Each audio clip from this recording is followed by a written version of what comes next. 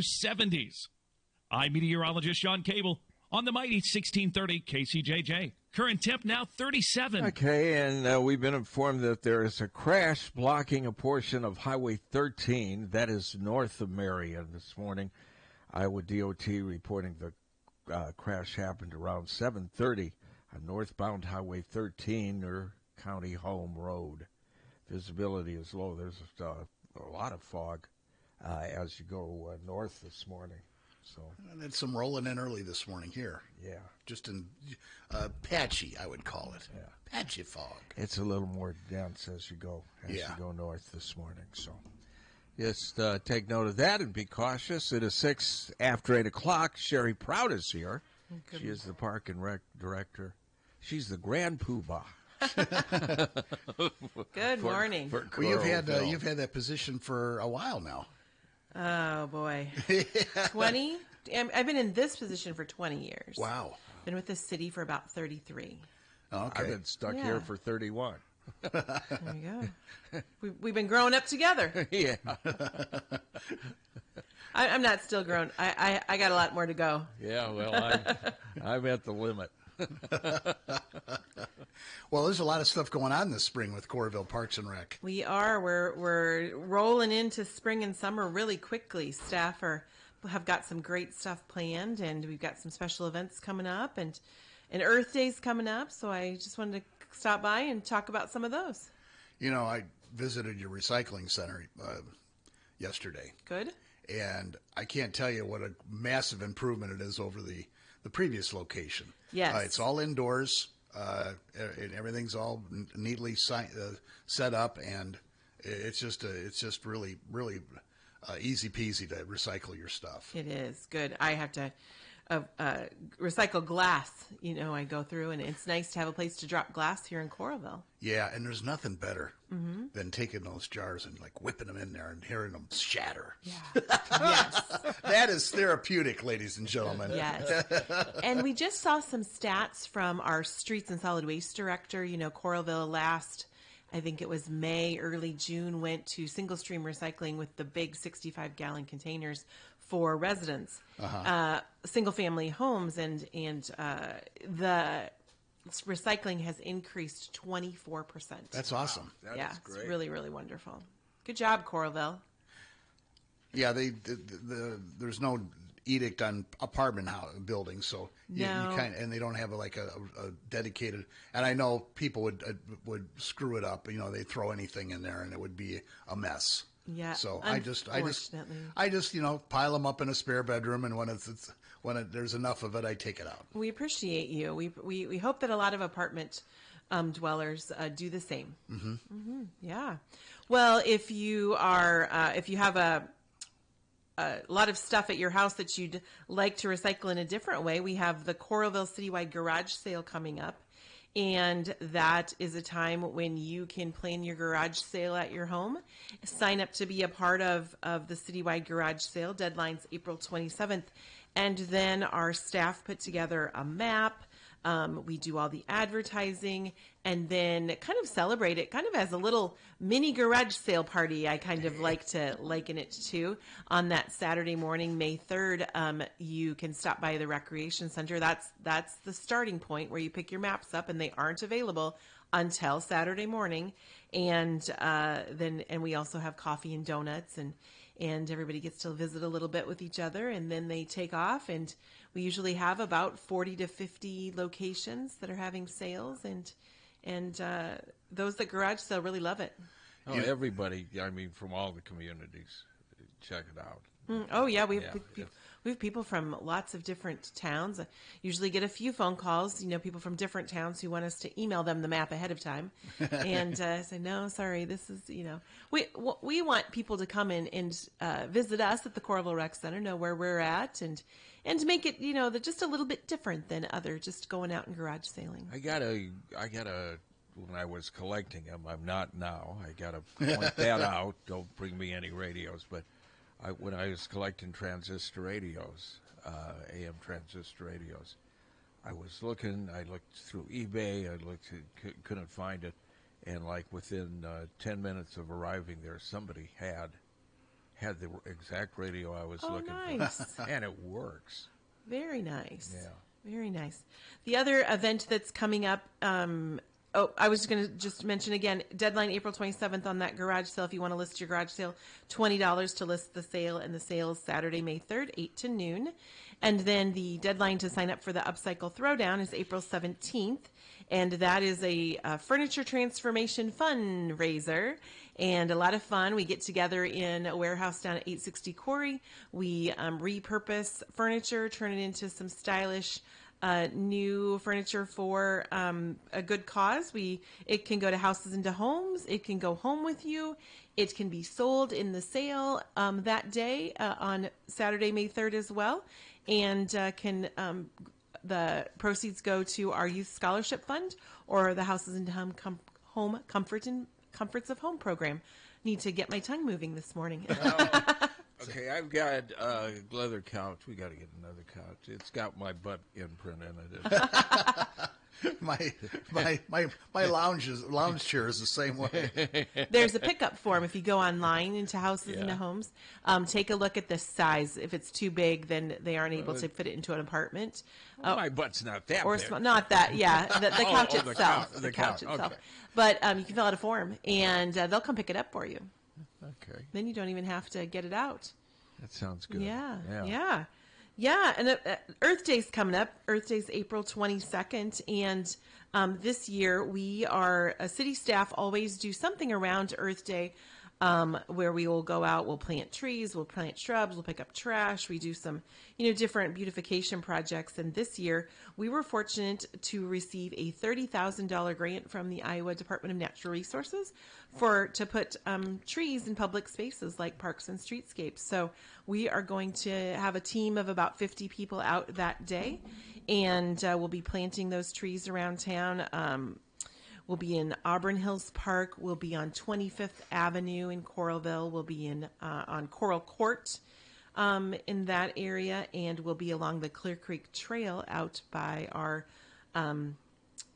mitigation bank. So lots of places will be that day, and of course always doing trash pickup, and people can get involved. They can give us a call if they're interested in going out and planting trees with us. We'd love to have a few more people, but really it's a good time to reevaluate how you're treating trash and how you're confining trash on your own property, and particularly just if you have residents, if you have a business, or if you have a multiplex apartment buildings, take a look at those dumpster lids. Are your dumpster lids still working? Are they getting closed? Are you closing your enclosure gates? Do you need more space? Do you need more frequent dumps? Do you have trash cans that are out front and are overflowing and not getting dumped? So we just want to make sure that we're corralling all that trash and getting it into those bins so that it can be picked up by the refuse companies. And if you would like to organize something with your organization, with your business, we would just ask, first of all, go out on your own property that day and make sure it's all picked up and make it part of your routine. I always tell businesses it'd be great if once a week somebody went around and looked at your parking stalls and looked around your landscaping and picked up all around your property, not just by your front door. And then the other thing that we can do is arrange, if you want to arrange a trash pickup with your group, we can get you the garbage bags and make sure we come and work with you on a site to pick up, and then also come back and pick those trash bags up so you're not having to worry about hauling them somewhere else. We've done that with several groups each year, and really works nicely. We have a couple of groups to pick up the same area a couple of times a year, and that's a really great service to us as well. Going back to the trees, everybody lost trees during the derecho. Mm-hmm. Have you caught up with the amount? We're feeling pretty good. We of course always want to plant more, but we were very fortunate in the trees that we lost. Were the ones that we lost in the actual, what I call manicured parks are all replaced, have been replaced for several years. We're working along the edges of our greenscapes, our open spaces. We did lose some trees, but not nearly like other communities lost. So we still continue to work with that. And we continue to work with homeowners. We just wrapped up a program where they could buy trees at a reduced cost and had 50 homes participate in that program. So really excited about getting a number of trees out there and helping out the DNR. They, in 2020, did a study of how many trees that they felt the state of Iowa needed to plant to keep up with tree loss, just normal tree loss, with repopulating with trees and keeping up with our population in trees and correlating that to our carbon footprint and our air quality, and determined they needed 3 million trees just from that process. But then taking into account derecho and emerald ash borer, they actually set a goal of planting 10 million trees by 2030. So we want to be great partners with the DNR and continue to put in, the city itself puts in about 200 to 300 trees a year, either through operating funds and or grant funds. The DNR's, again, just been a great partner in getting money out there. The money that we received, the $30,000, is through their Community Trees program. And a lot of that funding has come because of the derecho and emerald ash borer. Yeah, I wondered about that. We were just lucky at our house. We didn't lose anything. And I mean, we get a shower or something, and I've got a branch down or something. We go through a derecho, nothing. You're very fortunate. Very fortunate. Well, yeah. and what trees did go down, I know the city was very Johnny on the spot in getting them cut up and removed. And, I know that there were some issues with power and cable, but and most of the power was restored within 24 hours. Yes. Unlike Iowa City and Cedar Rapids, where some places, including your neighborhood, what was a week almost, right? 6 days. Yeah. Wow. 9:13 on a Saturday morning. He remembers it well. Oh, yeah. Absolutely. It was so hot. And Yes. it was hard to sleep or anything at 9:15, and I was on the air here. Jan texted me and said the power's back on. I said, hit the air conditioner. Get that air conditioner running. And Yes. Well, whenever we have windstorm, we try to mobilize several different departments within the city and to go around. First order of business is to check all of the streets and make sure everyone's able to clearly get through, that we don't have any down power lines, and parks, streets, other departments all jump in there and make sure that happens. a lot of the cable, the TV, internet, whatever. Is that underground? A lot of it's underground now. Yeah. So you shouldn't have as many outages. Yeah, you guys have been doing a great job with that. The Fifth Street project is, you're putting, moving stuff into the underground, and of course you're fixing the street. And boy, that's been a long process, hasn't it? I mean, it started back in 2015 or 16 from the First Avenue down to 12th or something like that. First Avenue to, let's see, I think 8th Avenue, and then we, of course, Town Center was already done, so 10th to 12th was already done. 10th to the library, and then now we're going from the other end from 20th down to the library. From the Hy-Vee, yeah. It's going to look wonderful when it's done. Undergrounding, so important. We're working on, of course, the undergrounding power lines as well. So that's really important during those storms. That's very helpful. Yeah. So all of that's just great work, and we're excited to get that done. We've got a few closures, but they're brief in terms of the whole when you think about streets and redoing all the utilities and all of the infrastructure. They've done just a wonderful job of planning it out around big things happening like the 4th of July and moving along really quickly. I've been impressed with our contractors getting that done. Yeah, and I thought it was going to be just a mess, because my street's closed right now in front of my apartment. But it hasn't been so bad. Good. I mean, I've had to wait for, because there's only one lane of, either you come in from the east or you leave from the west. And I've only had to wait for another car to come through maybe once or twice. Oh, and good. I just thought it would be, they've done a really good job of making it as relatively smooth as possible. So Good. Good. Yeah. Well, we're coming up on the month of May. I know it's just hardly into April, but we're coming up on the month of May. And our theme this year for the month of May is planting for pollinators in Coralville. So we are asking residents to take a look at their beds. I've already asked them to take a look at trees. Why not take a look at the landscaping too? And consider planting a pollinator bed, a pollinator pot. It can be just a pot on your porch, something that helps support those bumblebees and butterflies and all of the insects that are so crucial to our world's food crops and other plants. Yeah, we got that. Our backyard it's got everything. It's Nice. got every kind of insect, animal. We had a cat that was coming around, and it looked like it was well fed. It was clean and everything too, but it started knocking on the window and wanted food, and I fed it because I'm a sap. Yeah. And then I noticed one day, boy, this food is disappearing pretty quick. My cat doesn't eat like that. And so I go to the door one morning to look at the dish of food, and there is a raccoon right next to a possum. Oh, and they're both eating the cat food? They're both looking at me, wanting the cat food. Oh, funny.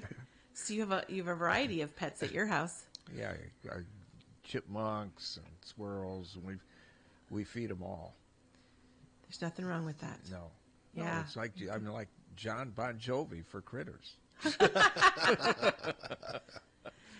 If we've got a minute, I'll talk a little bit about a new program that we started this year. It's a Junior Leaders Program. This is really cool. Yeah. So if you're looking for something for your like that 7th to 9th grader, they're not old enough to have a job yet. They are at home all day, and maybe you're at work or doing other things and thinking, really want my kid to be engaged, but also just learn the value of going someplace, being someplace on time, being responsible for something, and that value of service. The Junior Leaders Program is a great program for that. They help with our themed specialty camps, which are at Wickham Elementary, and designed to develop leadership skills, how to interact with young children. They can be anywhere from 4 to 10-year-olds.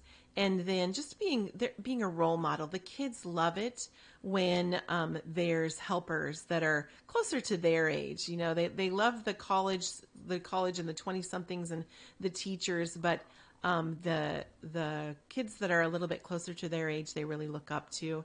And of course, the students who have done this, we have hired so many later of junior leaders that we had in a different program for a number of years that came back to be youth counselors or to be lifeguards with us or to work at our concession stand. And all, I think they got that great experience, and it not only introduced to Coralville Parks and Rec, but also just introduced to what it's like to be responsible to yourself and responsible to others. And that's a great way to get a good start on what life's like. Because life's all about that. Of course, registration is currently underway for all of our summer programs. We have a number of Learn To, I call them the Learn To classes, like swimming to t-ball to soccer, to dance, gymnastics, just a lot of fun things. We've got some arts and craft classes too. Those half-day summer camps I just talked about, but we also have 3 different locations of full-day summer camps. And we have adult softball, adult kickball, fitness classes, just a lot of different things going on with Parks and Rec. And you can find our brochure, our activity guide at www.coralville.org/parksandrec. I hear that adult kickball league is just a blast. They have fun. They do. And you don't have to, if you don't want to actually join a team, come out and watch. Creekside Ballpark's a really great place to just spend an evening. We got a great concession stand, playground for the kids, wide open walkable spaces, bleachers. It's a great place to also start a bicycle ride and end your bicycle ride from both concrete paved trail and the Clear Creek Trail and our 13 miles of single track trail. You can also jump off from that point. So just always something to do with Coralville Parks and Recreation. Cool. A lot of stuff going on. Yeah. Thank you, Shari. Yeah. Hope to see you in the parks. Mighty 1630 KCJJ.